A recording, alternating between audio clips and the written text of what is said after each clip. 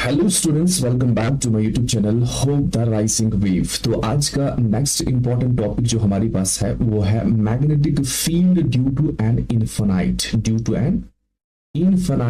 Straight current carrying wire और straight current carrying conductor.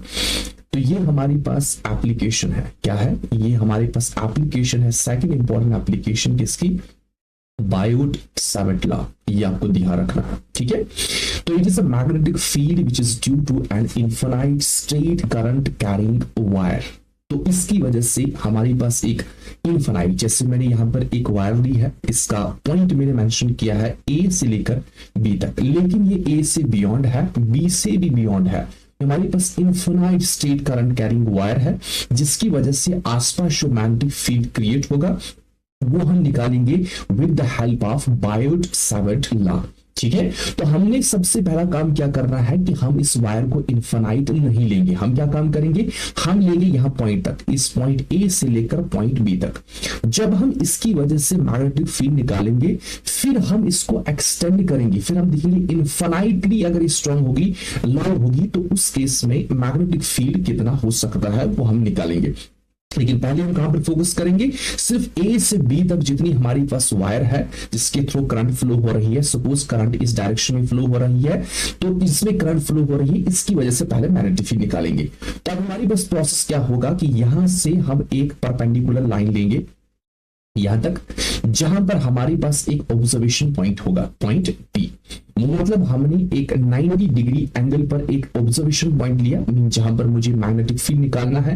अब हमने ये क्यों लिया? आपके माइंड में ये आ रहा होगा कि अगर हमारे पास स्ट्रेट करंट कैरिंग वायर थी तो इस पे करंट एलिमेंट लेना था, उसकी वजह से डायरेक्ट मैग्नेटिक फील्ड निकालना था, ठीक है। तो आपको ये क्वेश्चन माइंड में आ रहा होगा, लेकिन with the passage of time जब हम आगे प्रोसीड करेंगे आपको सब कुछ समझ आ जाएगा कि हमने ये straight wire, straight line wire नहीं, स्ट्रेट लाइन जो है, जो इस वायर के परपेंडिकुलर ली है, ये क्यों ली है। सबसे पहली चीज हमारे पास इसके परपेंडिकुलर हमने क्या लिया? एक ऑब्जर्वेशन पॉइंट यहां पर, जहां पर मुझे मैग्नेटिक फील्ड निकालना है, ठीक है, यहां तक। उसके बाद हम प्रोसीड अब करेंगे, बायोट सावर्ट लॉ अप्लाई करेंगे। हम क्या काम करेंगे कि हम सपोज यहां पर एक करंट एलिमेंट लेंगे, सपोज हम कितने डिस्टेंस इस सेंटर पर, ये जो जहां पर हमने ये परपेंडिकुलर दिया है, यहां परपेंडिकुलर से सपोज एल डिस्टेंस की दूरी पर, ये सारी चीजें आपको माइंड में रखनी है। डिस्टेंस की दूरी पर हमने एक करंट एलिमेंट लिया, मतलब ये करंट एलिमेंट है, इस करंट एलिमेंट के सेंटर से यहां तक हमारे पास क्या है? डिस्टेंस कितना है? एल है। तो ये जो स्मॉल करंट एलिमेंट लिया, ये हमने लिया डीएल। क्या लिया? डीएल वेक्टर, जिसका डायरेक्शन वही है जो करंट का डायरेक्शन है। अब हमने काम क्या करना है कि सपोज देखो ये जो परपेंडिकुलर डिस्टेंस लिया है, सपोज ये परपेंडिकुलर डिस्टेंस मेरे पास एक्स है, यहां से यहां तक कितना है? एक्स है। तो मुझे यहां से एक वेक्टर लेना है, वेट, मुझे एक काम करना है, मुझे यहां से एक पोजीशन वेक्टर लेना है, यहां से यहां तक, कहां से? इस करंट एलिमेंट के सेंटर से लेकर यहां तक एक पोजीशन वेक्टर लेना है। सपोज एक पोजीशन वेक्टर होगा आर वेक्टर, ठीक है कि नहीं। जिस डिस्टेंस की दूरी पर मुझे इस करंट एलिमेंट की वजह से मैग्नेटिक फील्ड निकालना होता है, जैसे हम बायोट सावर्ट लॉ अप्लाई करते हैं। मेरे पास अगर करंट एलिमेंट डीएल है, जिसके थ्रू करंट आई पास हो रही है, आर डिस्टेंस की दूरी पर इतना पोजीशन वेक्टर इस ऑब्जर्वेशन पॉइंट का होगा, इतनी दूरी पर जो मैग्नेटिक फील्ड होगा वो बायोट सावर्ट लॉ कहता है कि that dB will be equals to mu naught upon 4 pi I dl sine theta upon r square. क्या काम करना होगा? अगर मुझे टोटल मैग्नेटिक फील्ड निकालना होगा, क्या निकालना होगा? Total magnetic field.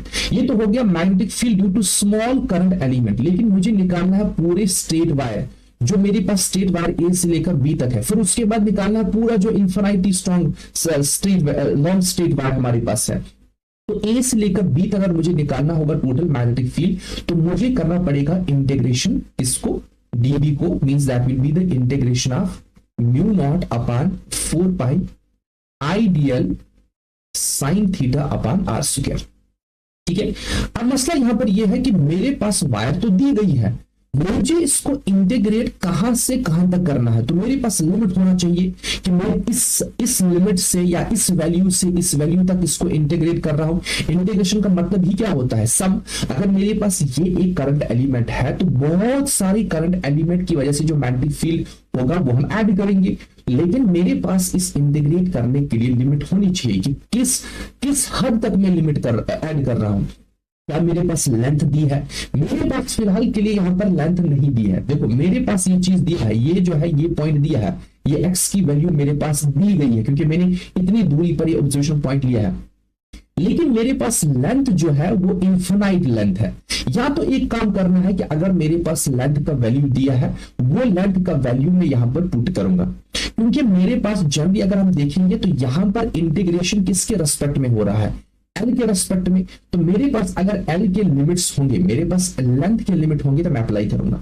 या दूसरा हमारे पास ऑप्शन ये है कि यहां पर ऑब्जर्वेशन पॉइंट पर सपोज एक ऑब्जर्वर है, ठीक है कि नहीं?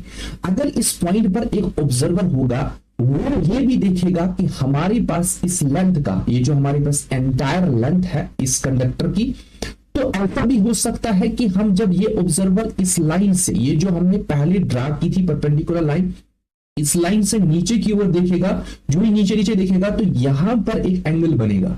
मतलब हम ये कह सकते हैं कि हमारे पास एंगल के रेस्पेक्ट में भी हम इस लेंथ का, एंटायर कंडक्टर का क्या कहते हैं, एक्सप्लेनेशन दे सकते हैं। मतलब ये है कि मेरे पास अगर यहां पर ऑब्जर्वर है, वो ऑब्जर्वर जब इस लेंथ को मेजर करेगा, मतलब देखेगा, ऑब्जर्व करेगा, तो वो नीचे की ओर ऐसे देखेगा तो यहां पर एक एंगल बनेगा। वो एंगल क्या रिप्रेजेंट करेगा? इस वायर का लेंथ, क्योंकि जितना ये नीचे जाएगा उतना ये एंगल इंक्रीज होगा। तो इस एंगल के रेस्पेक्ट में हम इस एंटायर लेंथ को मेजर कर सकते हैं। मींस इस एंटायर लेंथ की वजह से जो मैग्नेटिक फील्ड होगा वो क्या होगा, वो हम मेजर कर सकते हैं, हमारे पास लिमिट बनेगा। इसी तरीके जब ये ऊपर की ओर देखेगा, जितना ऊपर देखेगा तो यहां पर एक एंगल बनेगा, तो हमारे पास एक रेफरेंस लाइन बनेगी।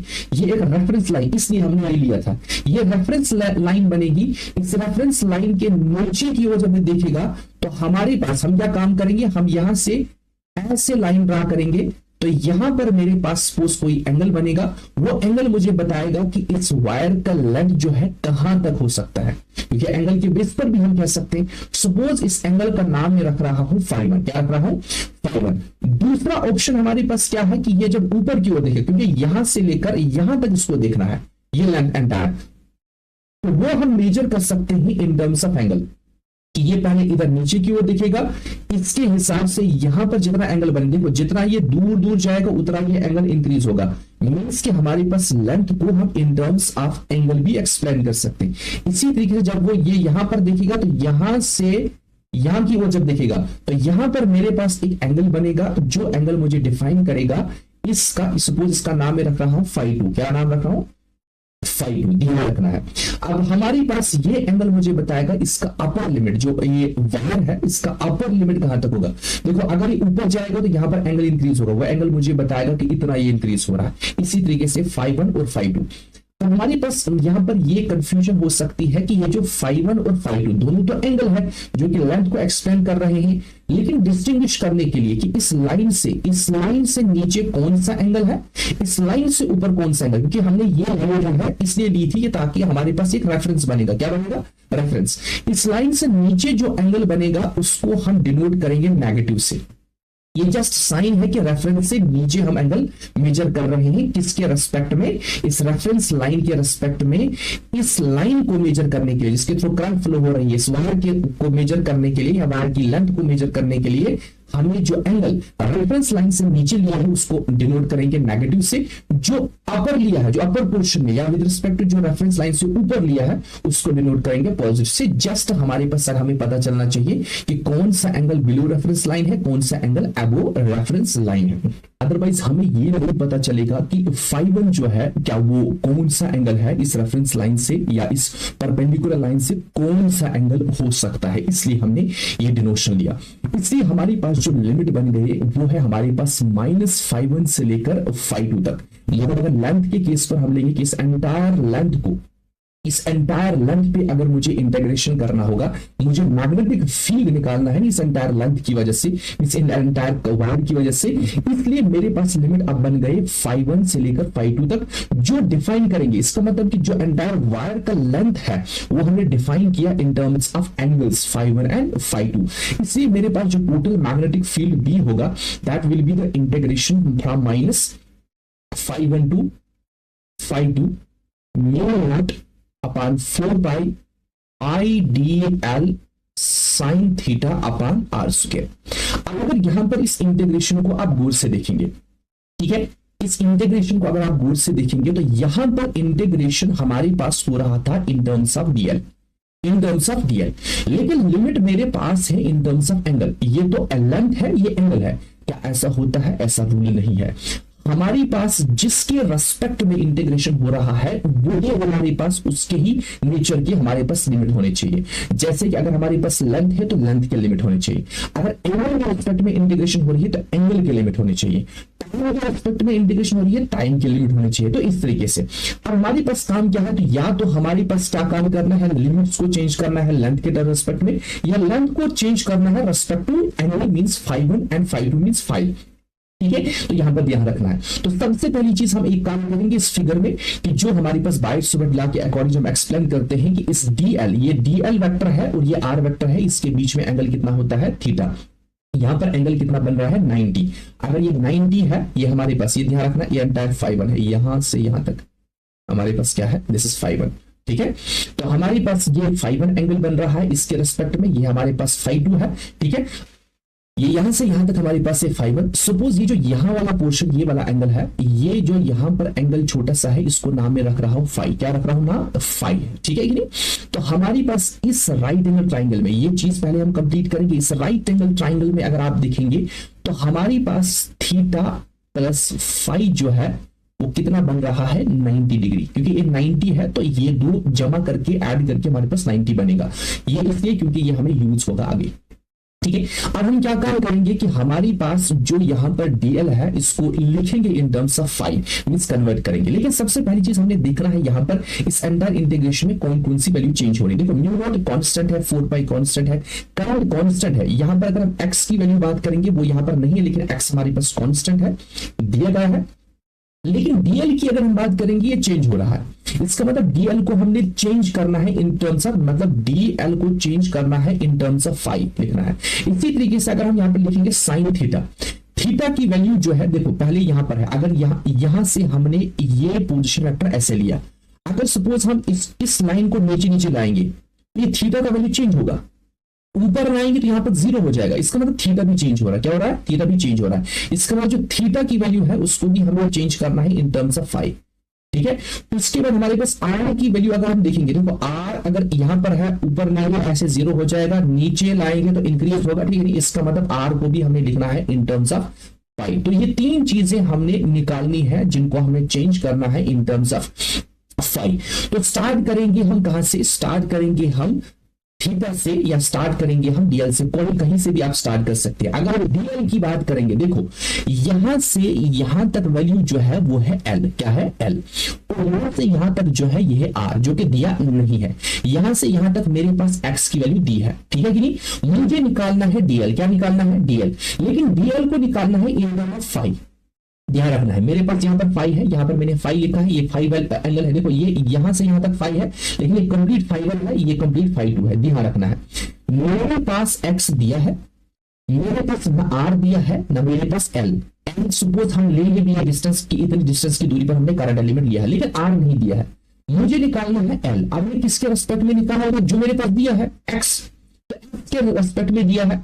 तो यहां पर इस राइट एंगल ट्राइंगल में मैं यहां पर बनाता हूं, ये मेरे पास राइट एंगल ट्राइंगल ऐसे है, यहां पर L है, ये X है, ये R है, यहां पर φ है, ये 90 डिग्री है। फाई के अपोजिट जो होगा, ये जो फाई के अपोजिट होगा परपेंडिकुलर, ये होगा बेस। मुझे L निकालना है, DL निकालना है, फिर इसको चेंज करूंगा फाई में। ध्यान रखना, DL निकालना है उसमें फाई भी आना चाहिए, नहीं तो हम थीटा के रेस्पेक्ट में भी निकाल सकते हैं। यहाँ पर दूसरा एंगल थीटा भी है, लेकिन मुझे फाई चाहिए, इसलिए फाई के रेस्पेक्ट में मैं यहाँ पर ऑपरेशन करूंगा। फाई के अपोजिट मेरे पास परपेंडिकुलर है, ये मेरे पास है बेस। परपेंडिकुलर और बेस के बीच का रिलेशन निकालेंगे तो यहां से मुझे एक वैल्यू निकलेगी डीएल। तो इसका मतलब परपेंडिकुलर और बेस के बीच में रिलेशन क्या होता है? tan phi, that will B perpendicular means L upon x। तो यहां से मैं L निकाल सकता हूं, L will be equals to x tan phi। ध्यान रखना है x कोई वेरिएबल नहीं है, ये कांस्टेंट वैल्यू हमें पता है, लेकिन मुझे निकालना है डीएल। में डिफरेंशिएट करूंगा डीएल इस L को विद रिस्पेक्ट टू phi, तो मेरे पास कितना आ जाएगा? x बाहर रखना है, तो d by d phi of tan phi। ठीक है, ध्यान रखना है। तो यहां पर मेरे पास क्या आ जाएगा, यहां पर मेरे पास इसका वैल्यू आ जाएगा dl upon d phi will be equals to x। tan phi का क्या होता है, sec स्क्वायर फाइव, ठीक है नहीं। तो इसका मतलब मेरे पास dl कितना आ जाएगा, x sec five D five, ठीक है, ये ध्यान रखना है dl। तो मेरे पास dl कितना निकला, x sec square five, sorry this is sec square five D five. तो ये हमारे पास dl निकला इन टर्म्स ऑफ फाइव। हो गया इसका काम।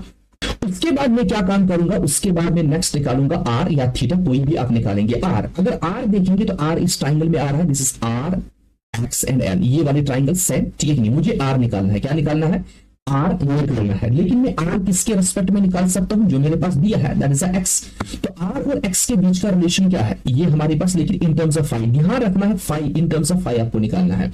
आर और एक्स, ये हमारे पास है हाइपोटेन्यूज, ये है बेस, या बेस अपॉन हाइपोटेन्यूज, ठीक नहीं। तो हमारी पास अगर बात करेंगे cos फाइव की, cos फाइव किसके बराबर होता है, base upon hypotenuse, base upon hypotenuse. तो यहां पर मेरे पास बेस कितना है, x, ठीक नहीं, हाइपोटेन्यूज कितना है, r। तो यहां से मुझे क्या निकालना है, यहां से मैं निकाल सकता हूं r। तो r आ जाएगा x upon cos phi, that will be equals to x, 1 upon cos होता है sec फाइव। तो ये मेरे पास r निकला। हो गया दूसरा। तो थर्ड हमारे पास क्या रहा, थर्ड हमारे पास ऑप्शन रहा कि हमने निकालना है साइन थीटा। तो यहां पर हम साइन थीटा निकालेंगे, एक minute. Sine theta, sine theta किसके बराबर होगा, देखो यहां पर ये इक्वेशन आप यूज करेंगे, या ये हमने जो स्टार्टिंग में यहां पर लिखा था, थीटा प्लस फाइव अगर 90 है तो थीटा कितना होगा, 90 प्लस फाइव। तो साइन थीटा, थीटा की जगह क्या लिखेंगे, साइन 90 माइनस फाइव, वो कितना आ जाएगा, साइन 90 डिग्री माइनस फाइव कितना होता है, cos फाइव। तो ये सारी वैल्यूज हम क्या पुट करेंगे, देखो r की वैल्यू पुट करेंगे, dl की वैल्यू पुट करेंगे, और साइन थीटा की वैल्यू पुट करेंगे इस इक्वेशन में। सपोज हमारे पास ये इक्वेशन फर्स्ट, ये वाली नहीं, ये इक्वेशन फर्स्ट है। तो हमारी पास जो वैल्यूज आ जाएंगी वो हम लिखेंगे, therefore हमारे पास जो b की वैल्यू आ जाएगी, that will be integration from minus 5 to 2 mu naught I upon 4 pi, फिर क्या था, आई dl, dl की जगह क्या लिखेंगे, x sec square five D five upon dl sine theta, sine theta की जगह क्या लिखेंगे आप, cos five upon r square, ठीक है, r स्क्वायर। तो ये आ जाएगा x square sec square five, ठीक है, क्योंकि r हमारे पास कितना है, x sec फाइव, तो x square sec square phi. यहां पर हमारे पास एक x और एक x cancel, sec square phi sec square phi cancel. तो मेरे पास कितना रहा, mu naught I upon 4 pi, बाहर निकालेंगे, mu naught I upon 4 pi, mu naught I upon 4 pi, integration from minus 5 to 5 2। तो यहां पर हमारे पास क्या रहा, एक तो रहा x भी हम बाहर निकालेंगे, x कॉमन है, तो हमारे पास क्या रहा, cos फाइव डी फाइव, इतना ही रहा। x यहां ऊपर, x इंटू एक्स, यहां ऊपर x नहीं रहा, x नीचे है, ठीक है, x नीचे रहा था हमारे पास। तो यहां पर इंटीग्रेशन करेंगे cos फाइव का, तो cos फाइव का हमारे पास इंटीग्रेशन कितना आ जाएगा, it will be mu naught I upon 4 pi x into integration of cos five कितना होता है, साइन फाइव, लिमिट लगाएंगे -5 1 से +5 2 तक। तो हमारे पास वैल्यू कितना आ जाएगा, mu naught I upon 4 pi x, upper limit क्या आ जाएगा, sine 5 2 minus lower limit sine -1। तो साइन माइनस थीटा कितना होता है, साइन माइनस थीटा होता है माइनस साइन थीटा, तो इसका माइनस बाहर आ जाएगा। तो हमारे पास वैल्यू क्या आ जाएगी, अब फाइनल b की वैल्यू कितनी होगी, mu naught I upon 4 pi x sine pi 2 minus minus क्या हो जाएगा, प्लस साइन 5।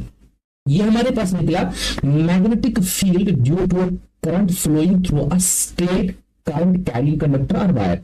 लेकिन हमने एक लिमिट अप्लाई किया था, कहां से कहां तक, ए से बी तक, ए से बी तक। लेकिन हमारे पास जो ये वायर है वो इनफिनाइट है, क्या है, इनफाइनाइट है, ये आपको ध्यान रखना है। तो ये हो गया जनरल हमारे पास फॉर्मूला। किसी भी हमारा कोई भी हमारे पास स्टेट करंट कैरिंग वायर है तो उसके लिए मैग्नेटिक फील्ड इतना होगा। अब ध्यान रखना है कि अगर मेरे पास इनफाइनाइट लॉन्ग स्ट्रेट वायर होगी, इसी पर हम देखेंगे, अगर मेरे पास ये इनफाइनाइट लॉन्ग स्ट्रेट वायर है तो उस केस में हमारे पास ये जो है क्या एंगल वेरी करेंगे, क्योंकि हम एंगल सब एंगल इसको इसकी लेंथ को डिफाइन कर रहे हैं। अब हम क्या काम करेंगे, अगर मेरे पास ये इनफाइनाइटली लॉन्ग स्ट्रेट वायर, देखो यहां से ये ऑब्जर्वर इसको यहां से यहां तक देख रहा था, ये पॉइंट ये तक, तो एंगल कितना था φ2। अब ये लाइन ऊपर ऊपर जा रही है तो ये एंगल ऐसे ऊपर ऊपर ऊपर ऐसे ऐसे इंक्रीज और अल्टीमेटली कहां तक जाएगा, 90 डिग्री तक। इसी तरीके से डाउनवर्ड देखना होगा तो होगा ऐसे, फिर लेंथ इंक्रीज होगी ऐसे ऐसे, अल्टीमेटली कितना आ जाएगा, 90। इसका मतलब ये है कि अगर मेरे पास इनफाइनाइटली लॉन्ग स्ट्रेट वायर है, उस केस में मेरे पास φ1 और φ2 क्या होंगे, 90 डिग्री। यहां पर स्पेशल केस लिखेंगे, special case, if a wire is infinitely long, उस केस में φ1 होगा φ2 के बराबर, दोनों कितने होंगे, 90। उस केस में मैग्नेटिक फील्ड कितना आ जाएगा, μ0I अपॉन 4πx। तो यहां पर आ जाएगा sin 90 प्लस sin 90 कितना आ जाएगा, 1 + 1 2, ये 2 कैंसिल हो जाएगा। तो मेरे पास इस केस में मैग्नेटिक फील्ड कितना आ जाएगा, μ0I अपॉन 2πx, ये हमारे पास, ठीक है। अगर ऐसा केस होगा इस तरीके से, अगर ऐसा केस हमारे पास होगा कि मेरे पास ये जो ऑब्जर्वेशन पॉइंट है, ये जो मेरे पास ऑब्जर्वेशन पॉइंट P है, ये इस एक पॉइंट पे, सपोज एक एंड पे गया, ये इसका एंड है वायर का और दूसरा नीचे है, इस एंड के नजदीक यहां पर मैंने लिया ऐसे, तो फिर ऐसे परपेंडिकुलर आ जाएगा। तो इस केस में φ2 मतलब एक एंगल जो है वो 0 हो जाएगा, एक एंगल 90 रहेगा। समझ आ रही मेरी बात, ये यहां से यहां देखेगा तो ये तो एंड है, इसके बियॉन्ड हमारे पास कोई लेंथ है ही नहीं, तो यहां पर इस केस में φ2 0 हो जाएगा, φ1 फिर भी रहेगा 90। तो इस केस में अकॉर्डिंगली आप फाइंड आउट कर सकते हैं। तो ये था हमारे पास ये magnetic field due to an infinite straight current carrying wire से हम किस तरीके से मैग्नेटिक फील्ड निकाल सकते हैं बाय यूजिंग बायट-सावर्त लॉ।